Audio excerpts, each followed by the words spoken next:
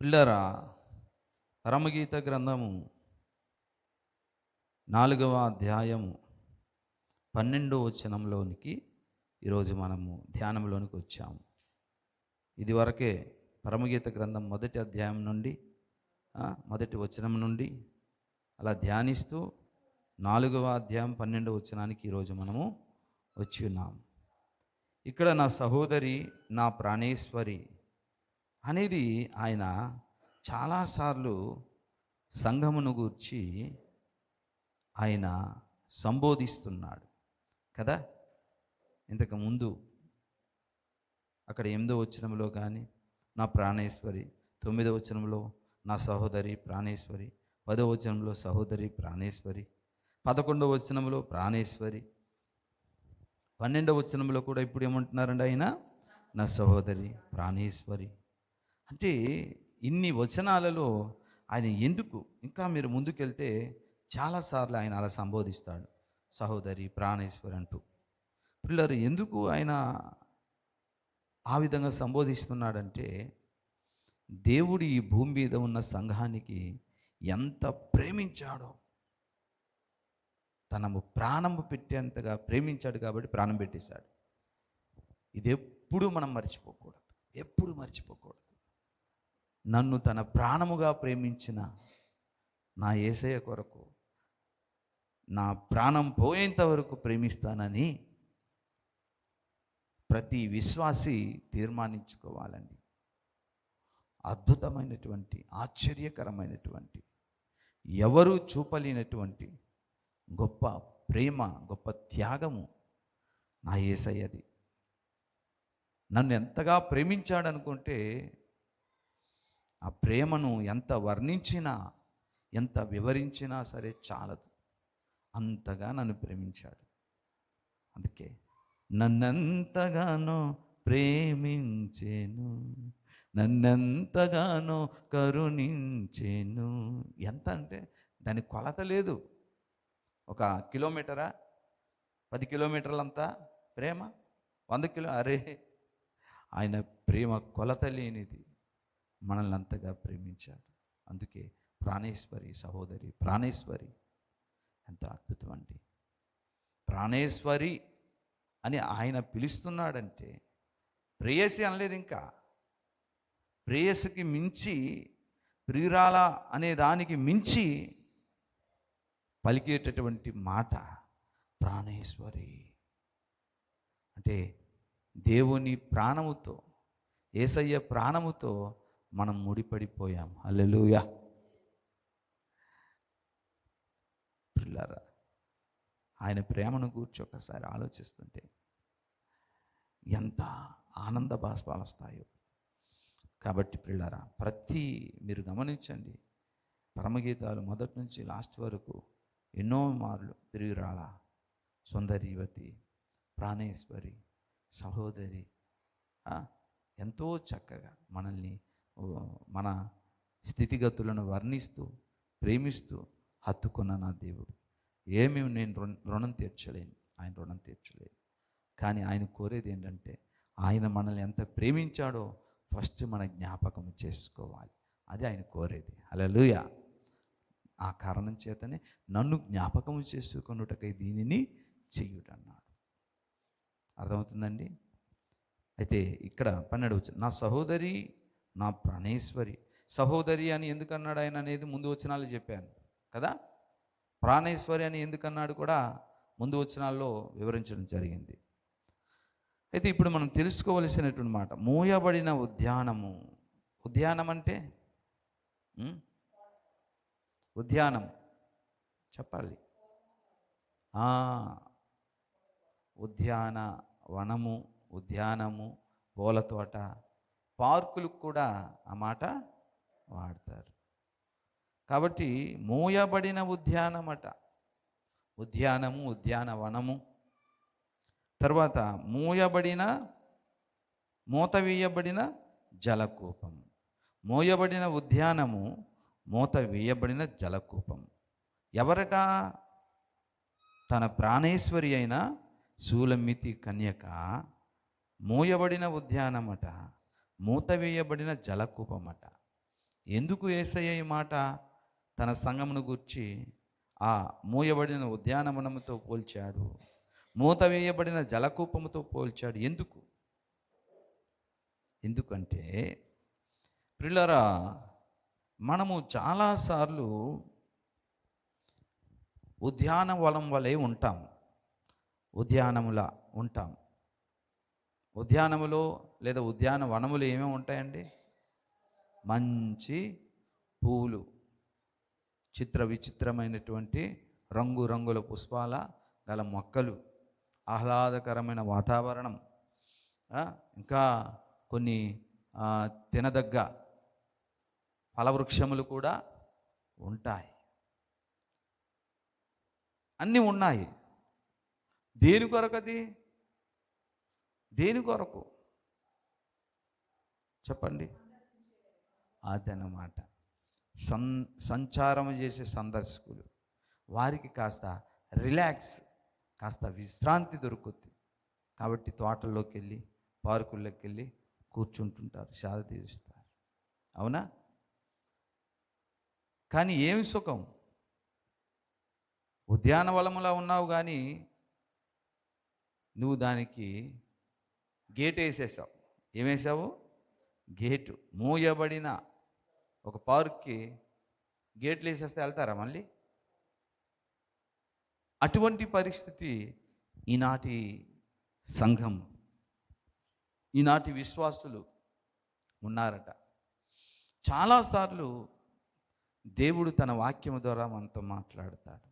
ఎన్నో విధాలుగా, ఎన్నో కోణాలలో దేవుడు మనతో మాట్లాడి మన బ్రతుకుల్లో ఎన్నో కార్యాలు దేవుడు జరిగిస్తుంటాడు, ఎన్నో అద్భుతాలు జరుగుతుంటాయి. వాటన్నిటిని కూడా మనం ధ్యానిస్తూ, సంతోషపడుతూ, చేసిన మేలును బట్టి స్తుతిస్తూ, అవన్నీ కూడా మన హృదయం నిండుగా ఎన్నో సాక్ష్యాలు ఉంటాయి, ఎన్నో వాక్యాలు ఉంటాయి, ఎన్నో వాగ్దానాలు ఉంటాయి. ఎన్నో సందర్భాలలో దేవుడు మనల్ని ఓదార్చి తన వాక్యముతో నింపుతాడు, తన ఆత్మచేత నింపుతాడు, తన కృపచేత నింపుతాడు. ఎంతసేపు మనకు మనమే బలపడతాము, మనకు మనమే గొప్పవాళ్ళము అవుతాము, మనకు మనమే గొప్పవాళ్ళమని కూడా అనుకుంటాం. కానీ మన మూలాన ఇతరులకి లాభం ఉండదు, దేవునికి కూడా లాభం ఉండదు. అలాంటి వాళ్ళు కూడా దేవుని సంఘములో ఉంటారు. అర్థమవుతుందండి? ఎందుకంటే అది మూయబడిన ఉద్యానము. తోట మంచిదే, ఫలాలు ఉన్నాయి, ఆహ్లాదకరంగా ఉంది, బాగానే ఉంది. కానీ ఉపయోగపడద్దు? ఉపయోగపడాలా లేదా? అటు దేవునికి ఉపయోగపడాలి, ఇటు మనుషులకు ఉపయోగపడాలి. పోనీ ఆ ఉద్యానవనంలో ఏమి లేదనుకుందామా? అన్నీ ఉన్నాయి, కానీ గేట్ వేసేసారు. ఏం ప్రయోజనం? చాలామంది బాప్తీసం పొంది 5 ఏళ్ళు, 10 ఏళ్ళు, 15 ఏళ్ళు, 20 ఏళ్ళు, 25 ఏళ్ళు, 30 సంవత్సరాలు అనుభవజ్ఞులు ఉంటారు. వాళ్ళు ఎక్కడ ఉన్నారో అక్కడే ఉంటారు.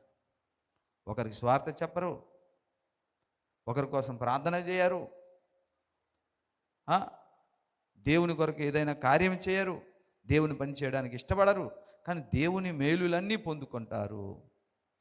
నా బిడ్డను దేవుడు ఇలా దీవించాడు, కొడుకుని ఇలా దీవించాడు, కూతురుని అలా దీవించాడు, అల్లుడిని అలా దీవించాడు, మా భర్తను అలా దీవించాడు, నన్ను ఇలా దీవించాడు, నా కొరకు దేవుడు అలా చేశాడు. ఎప్పుడు ఇలాగే దేవుడు దీవిస్తాడు, ఆశీర్వదిస్తాడు నిండుగా మెండుగా.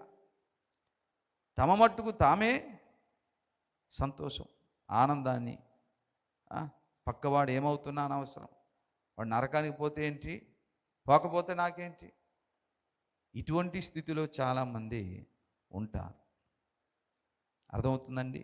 కానీ అలా ఉండిపోవడం అనేది దేవునికి ఇష్టం లేని పరిస్థితి. అలా ఉండకూడదు. ఉద్యానవనం ఎందుకంటే తగిన కాలములో గేట్లు తెరవాలిగా, అవునా కాదా? సమయం వచ్చాక దేవుని కొరకు సాక్షిగా ఉండాలి, వాక్యం వెదజల్లాలి, హృదయం నిండుగా స్తుతి పాడాలి, 10 మందిలో ఆయన కొరకు సాక్ష్యం ఇవ్వాలి. ఇలా చెయ్యని జీవితం ఎందుకు? దేవుడు నాకు మేలు చేశాడు, గొప్ప దేవుడు అనుకొని నీ మట్టుకు నువ్వే ఉప్పొంగిపోతే ఏం ప్రయోజనం? దేవుడు నీకు చేసినటువంటి కార్యములు, దేవుడు నీకు నేర్పిన నీతి, దేవుడు నీకు నేర్పించినటువంటి ప్రతి పాఠము నీవు అనుసరిస్తూ 10 మందికి కూడా అది పంచిపెట్టినప్పుడు 10 మంది కూడా ఆహ్లాదంగా సంతోషంగా మాటలు విని నిన్ను బట్టి దేవుణ్ణి స్తుతిస్తారు. హల్లెలూయా. కొందరు సాక్ష్యం చెప్పరు, ప్రార్థన చేయరు, ఎప్పుడు తమ గోడు తమ బాధే. ఎందుకంటే వాళ్ళ హృదయము అంతా స్వీకరించడమే కానీ తిరిగి ఇచ్చుట ఉండదు. అర్థమైందండి? వీళ్ళని పరోక్షంగా సొలొమోను మహారాజు రాస్తాడు, సామెతలు అనుకుంటాను. జలగకు 2 చెల్లెలు కలరు. ఒక దాని పేరు ఏం పేరట? ఇమ్ము. ఇంకో దాని పేరు ఇమ్ము. జలగకు 2 చెల్లెలు ఉన్నాయట. ఆ చెల్లెలు 2 పేర్లు కూడా ఇమ్ము. ఇమ్ము. జలగ అనేటటువంటి విశ్వాసి, దేవుని బిడ్డల్లో కూడా. వీళ్ళెప్పుడు మీ ఇంటికి వస్తారు, వచ్చాక నాకేమి ఇస్తావు? ఇమ్ము ఇమ్ము ఇమ్ము ఇమ్ము అంటారు. పాపం మీరేమో వీళ్ళింటికి వస్తారు, మీరు మాకేం తెస్తారు? ఇమ్ము ఇమ్ము ఇమ్ము. ఇదే స్వభావం. వారు ఎవరికి, దేవుడికి కానీ మనుషులకు కానీ ఉపయోగంగా ఉండరు. ఇలాంటి వాళ్ళు కూడా ఉన్నారు. పేర్లు ఎందుకు చెప్పడం కానీ, ఎప్పుడు అంతా పుచ్చుకోవడమే కానీ ఇచ్చుడు అనేది ఉండదు. అంతా సప్లై ఉండదు. మరి ఏంటో విధవరాలను చూసి కూడా కనీసం బుద్ధి తెచ్చుకోరు. కనుక మనము దేవుని చేత ఆశీర్వాదమునుంది, ఆత్మచేత అభిషేకించబడి, దేవుని వాక్యం చేత నింపబడి ఇలా ఉన్నా సరే మనము తిరిగి ఫలించేటట్లుగా, ఇతరులకు ఉపయోగకరంగా ఉండేటట్లుగా, దేవుని కొరకు వాడబడే పాత్రగా లేకపోతే ఎందుకండి? అందుకనే నా ప్రాణేశ్వరి సహోదరి అంటూ, ముందు నా సహోదరి, తర్వాత నా ప్రాణేశ్వరి. మూయబడిన ఉద్యానవనం, మూత వేయబడిన జలకూపం. నువ్వు అలాగ ఉండిపోవడానికి వీల్లేదు. మూత వేయబడిన జలకూపమాట. మూత వేయబడింది. అనేకులు ఆర్తితో దాహంతో కేకలేస్తున్నారు. నీరు లేక గొంతెండిపోయి విలవిల్లాడి కళ్ళు తిరిగి మూర్ఛించి పడిపోతున్నారు. కానీ ఉద్యానవనము ఇంకా జలకూపములాగా నీళ్లు మాత్రం సమృద్ధిగా నిలవ ఉంది. కానీ ఒక చుక్క కూడా త్రాగడానికి నువ్వు ఇవ్వట్లేదు. కారణం మూత వేయబడింది కాబట్టి. ఈ రోజున పిల్లారా, మనము దేవుని ఆత్మచేత, జీవజలముల ఓట చేత దేవుడు మనల్ని నింపాడు.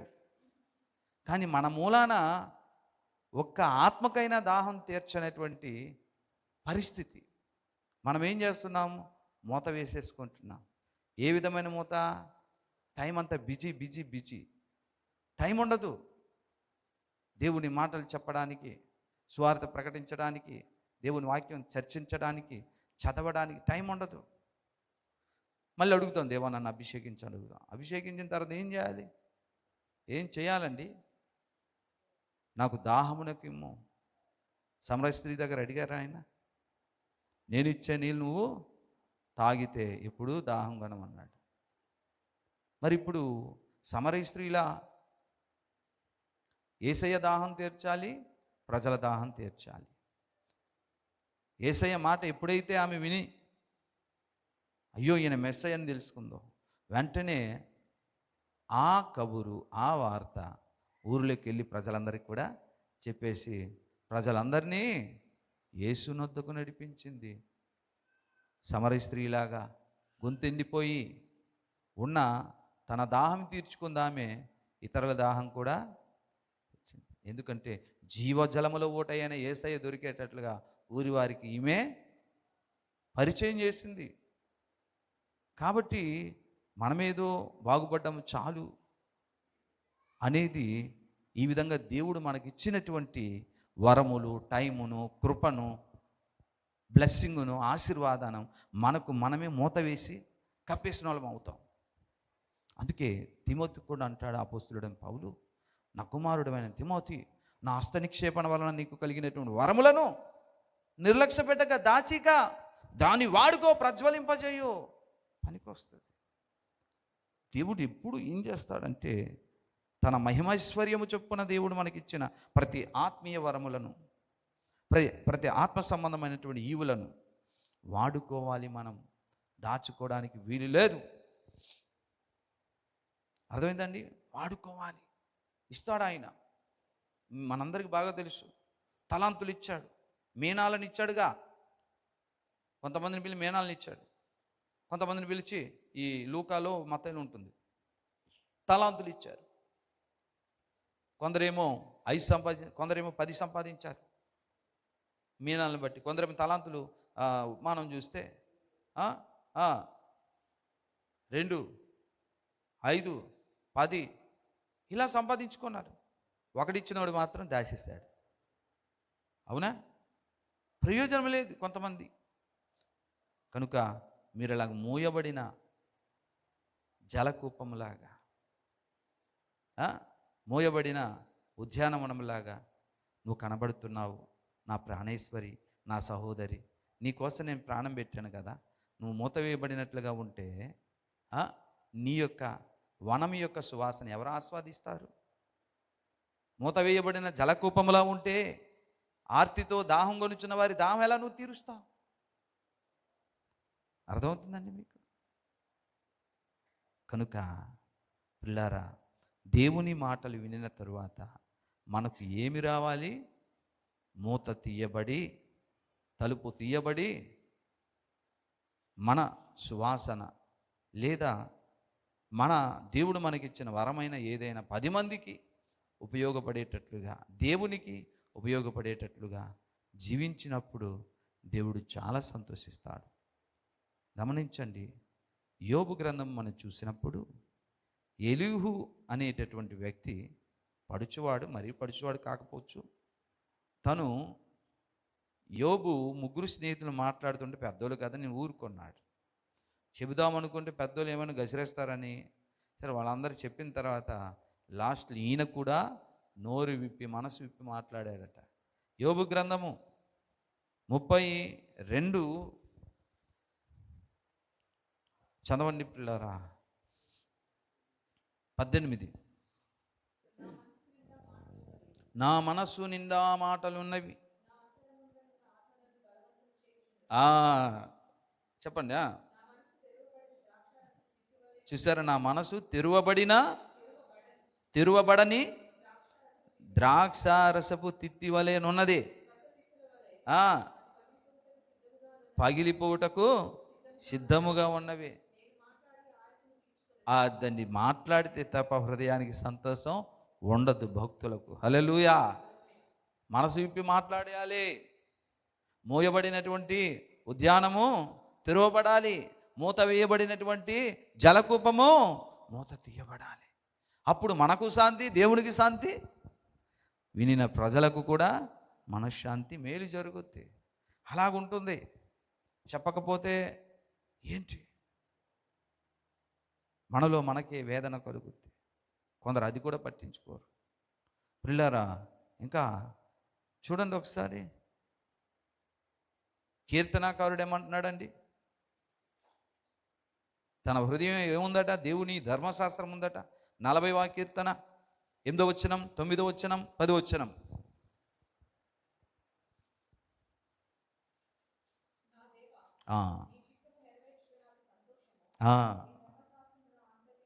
అంతరంగములో ఉందట దేవుని ధర్మశాస్త్రం. నా పెదవులు మూసుకొనక మహాసమాజములో నీతి సువార్తను ప్రకటించి ఉన్నానని నేనంటిని. అది నీకు తెలుసు ప్రభువా. నీ నీతిని నా హృదయములో నేను ఉంచుకుని ఊరకనే మూసిలేదు. నీ సత్యమును, నీ రక్షణను. హల్లెలూయా! ఇలా ఉండాలి బిడ్డ. నువ్వు మూసేయడానికి కాదు, నోరు తెరు, హృదయం తెరు. దేవుడు నీకు చేసిన మేలులు చెప్పు, దేవుడు నీకు ఇచ్చిన రక్షణను గురించి చెప్పు, నీ బాధల్ని ఎలా బాపాడో చెప్పు, దేవుని మాటల ద్వారా ఎలా ఆదరణ పొందావో చెప్పు, శక్తిగల వాక్యంలో ఉన్నటువంటి పవర్ ఏంటో నువ్వు చెప్పు. నేను నా పెదవులను మూసుకొనక. చూసారా పిల్లారా? ఇంకా ఇర్మియా గ్రంథం 20వ అధ్యాయం 9వ వచనం ఇర్మియా ఏమంటున్నాడు చూసారా? ఇర్మియా 20:9.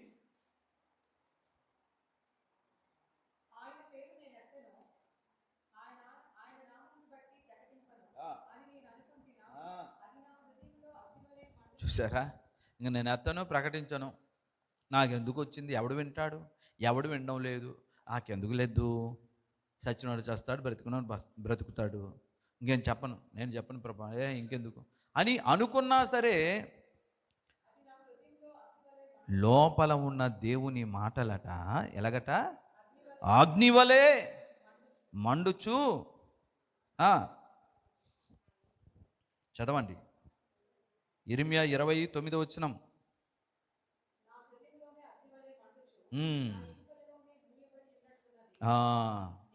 నా ఎముకలలో మూయబడింది ఏంటది? దేవుని మాట. దేవుని మాట అగ్ని వల్ల ఎముకలు కాల్చేస్తుంటే ఇక ఉండలేక ఏం చేశాడట?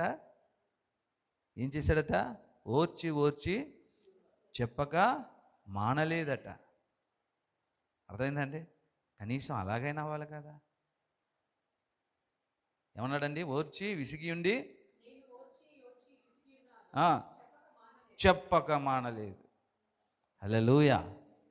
దేవుని మాటలు మనం చెబితేనే మనకు ఆనందం. మళ్ళీ అయ్యో సువార్త ప్రకటించకపోతే నాకు శ్రమ, దేవుని మాటలు ప్రకటించకపోతే పాడపోతే నాకు శ్రమ, ఎముకల్లో మంట కాలిపోతుంటుంది, ఉండలేను నేను స్థిరంగా.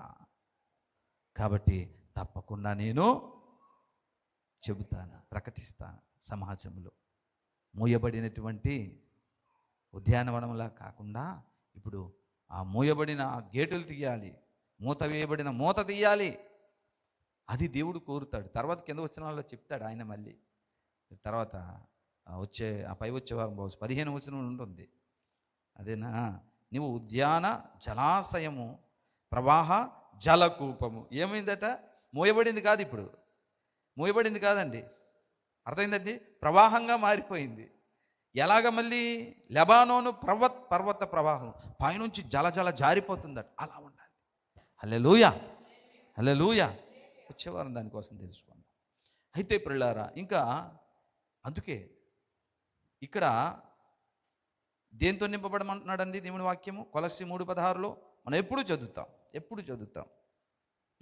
చదవండి త్వరగా. కొలస్సీ 3:16.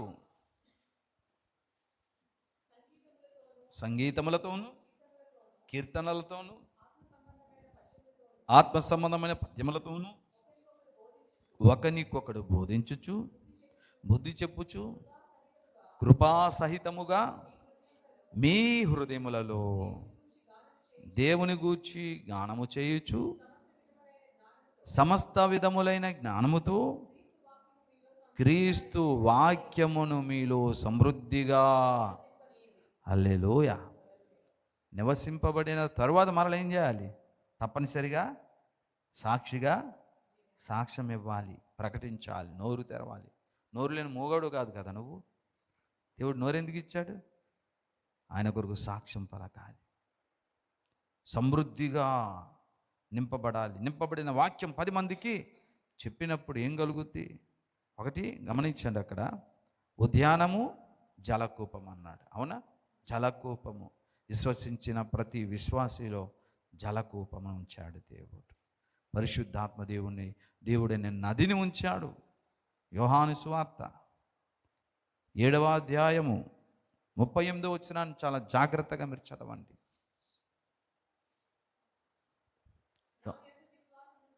నా యందు విశ్వాసం ఉంచువాడెవడు లేఖనము చెప్పినట్లు వాని కడుపులో నుండి, చూసావా, జీవజల నదులు ఉన్నాయి. ఆ పారాలది. పారాలంటే కొంతమంది ఏం చేస్తారు, దేవుని ఆత్మ చెబుతున్నా వీళ్ళు వెళ్ళరు, బతికించేసి గద్దిస్తాడు ఆయన. ఆయన చెప్పరు, చేయరు, కార్యాల్లో పాల్గొనరు, ప్రయాసపడరు. కనుక దేవుడు తన పరిశుద్ధాత్మ దేవుని మనలోనికి ఎందుకు పంపించాడు? దేనికోసం చెప్పాడట ఆయన? నా యందు విశ్వాసం ఉంచుబోవు, పొందబోవు ఆత్మను గూర్చి మాట చెప్పానని ఉంటుంది కింద, ఉందా లేదా? చదువు. తన యందు విశ్వాసం ఉంచుబోవు వారు పొందబోవు ఆత్మను గూర్చి ఆయన ఈ మాట. ఏ మాట? కడుపులో నుండి జీవజల. ఎలాగున్నామట మనం? జలకూపము. జలకూపంలో ఉన్నది ఏం మారాలి? ప్రవహించే నదిగా మారాలి. హల్లెలూయా. ఒక ఆత్మ మాట్లాడుతుంటే పరిశుద్ధాత్మ తాకిడి మీకు కూడా వచ్చేయాలి. అంత నిండార దేవుడు తన ఆత్మచేత మనల్ని నింపుతాడు. మనం అడగాలి, నన్ను వాడుకో తండ్రి, పనికి మాలిన పాత్రగా నేను మూలపడి ఉండడం కాదు. ఇనుమును వాడుకోకపోతే తుప్పు పట్టి పాడైపోయింది. కాబట్టి తుప్పు పట్టి పాడైపోయే బదులుగా యేసయ్యా నీ కొరకు అరిగిపోవాలి, కరిగిపోవాలి అని అడగాలి. తన ఆత్మచేత మనల్ని అందుకే నింపాడు. విశ్వసించిన వారిలో జీవజల నదులు పారుతుంది అన్నమాట. ఆపదు. పిల్లరా, ఇంకా దేవుని వాక్యము మనం నింపుకున్నప్పుడు మనము పిల్లారా చూసారా, మన దగ్గరకు వచ్చినప్పుడు నెమ్మది, ప్రశాంతత వస్తుంది అవతలోళ్ళకి. అలసిపోయిన వాళ్ళకి ఏమో కానీ అన్న యేసుదాస్ అనే దగ్గరికి వెళ్ళినప్పుడు మాట్లాడితే ఏదో ధైర్యం వచ్చేస్తుంది. అంతవరకు డిస్టర్బ్ అయ్యాను, అతని మాటలు వినేసరికి నాకు ధైర్యం వచ్చింది, ఏంటో తెలియదు. అలా కలుగుతుంది. నువ్వు ఒక ఉద్యానవనముగా ఉంటావు. నువ్వు చెప్పాలిగా, చెప్పడానికి ఇంట్రెస్ట్ ఉండదు, నింపుకోవడానికి కూడా ఇష్టం ఉండదు. దేవుడేమో ఎప్పుడు నింపుతుంటాడు, మనమేమో నిద్రపోతూ ఉంటాం. చూడండి, యెషయా గ్రంథము 50వ అధ్యాయం 4వ వచనంలో దేవుని మాటలు ఎటువంటివట, ఎలా పనిచేస్తాయట? యెషయా చూసారా, అలసిన వానిని మాటల చేత ఊరడించు జ్ఞానము. హల్లెలూయా. దేవుడు ఇస్తాడు అది. మీరు మాట్లాడితే దుర్మార్గులు మారిపోతారు, దుష్టులు మారుతారు, బాధల్లో ఉన్నవారు ధైర్యం తెచ్చుకుంటారు, ఆదరణ దొరుకుద్ది. అక్క, రత్నక్క, చెప్పక్క, నువ్వు రాక ప్రార్థన చేయక పిలుస్తారు. దేవుడు కలుగు చేస్తున్నాడు అవన్నీ మనకు. హృదయ బిడ్డలారా, కాబట్టి మనం నింపుకుంటే చాలదు. నింపుకొనిన ఈ యొక్క జలకూపము, ఈ ఉద్యానవనము 10 మంది యొక్క అలసటను తీర్చేటట్లుగా మన సంఘము ఉండాలి. హల్లెలూయా, హల్లెలూయా. ఉద్యానం అంటే ఒక తోట. మనమందరం కూడా దేవుని తోట. ఇక్కడికి ఎవరు వచ్చినా సరే సేద తీర్చుకొని పోవాలి. అంతే తప్ప వచ్చిన మనిషిని మర్యాద ఇవ్వకుండా వచ్చిన రోజున భయపడి వెళ్ళిపోతే అలాగా? అర్థమవుతుందండి? వచ్చిన వాళ్ళు బట్టి కూడా చూడరు, ఇలా వస్తారు. ఏటి కాలు తగిలించేసావు, కళ్ళు లేవా నీకు, సాతాన్లా చూస్తావేటికా, రే ఇది ఏంటి ఈ గందరగోళం ఇక్కడని భయపడి పారిపోతారు. కనీసం ఇంగితం ఉండదు కొంతమందికి. అర్థమైందా? నా చోట్ల కూర్చోను, తెలీదా, డైలీ వచ్చి కూర్చుంటున్నాను కదా నేను ఇక్కడ అంటే, ఈవిడ 1 గంటకు వచ్చిన ప్లేస్ మాత్రం రిజర్వేషన్ అన్నమాట. ఏం మనుషులంటే గొడవలు. ఏంటి కేక్ చిన్న ముక్క ఇచ్చావేటే, వాళ్ళకి పెద్ద ముక్క ఇచ్చారటే. పాస్టర్ గారు ఎప్పుడు సరే మరి చెప్తున్నాను, ఆ స్త్రీని చేత పంచనివ్వకండి, నాకు చిన్న ముక్క ఇచ్చారండి, వాళ్ళ ఆవిడకి ఇంత ముక్క ఇచ్చారండి. ఈ గొడవలతోనే ఆ వచ్చిన కొత్త విశ్వాసం కూడా ఏటిలా వెళ్ళిపోతారు. కనీసం వచ్చి సంఘంలో కూర్చున్నాక ఉద్యానవనంలో ప్రశాంతత, ఎంత ప్రేమ అండి, ఎంత ఆప్యాయతని చెప్పుకోవద్దు. ఇంకా కక్కల ముక్కల కోసం గొడవలేనా? హృదయం బిడ్డలారా, అందుకే మనం దేవుని వాక్యము మంచి విషయాలని నింపుకున్నప్పుడు మనలో నుండి అది ఆ జలకూపము ప్రవహించినట్లుగా, ఉద్యానవనముకు వచ్చిన వ్యక్తి సేద తీర్చి సంతోషించినట్లుగా, సజ్జనుడవైతే మంచివాడైతే మంచి విషయాలే తెస్తావు. లూకా సువార్త 6:45 చదవండి ఒకసారి. ఇదంతా ఎక్కడ ఉంటుందండి? లోపల నుండి వచ్చేవి. అర్థమైందండి? చదవండి. లూకా 6:45.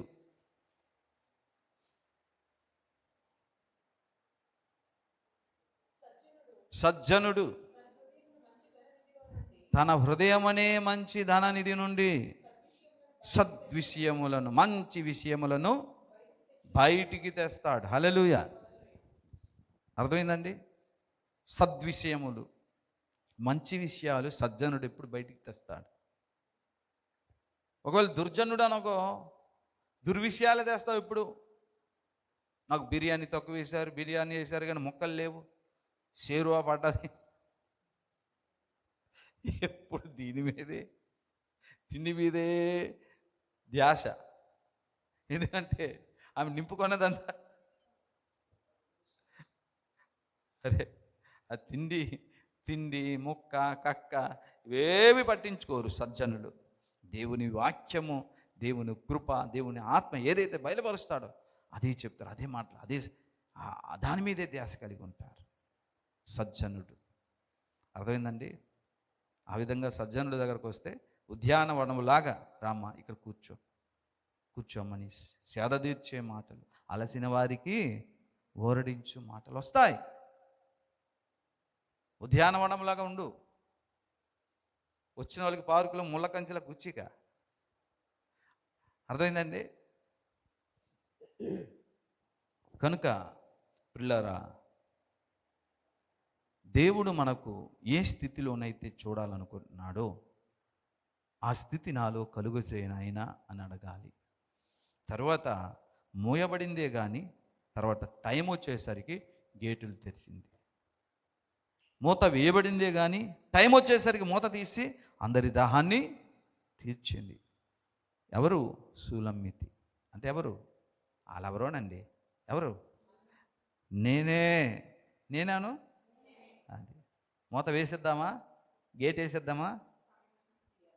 అది అంత మ్యాటర్ ఉంది. ప్రార్థన చేద్దాం, తల ఉంచాలి, ప్రార్థన చేద్దాం. మన మధ్యనటువంటి మరి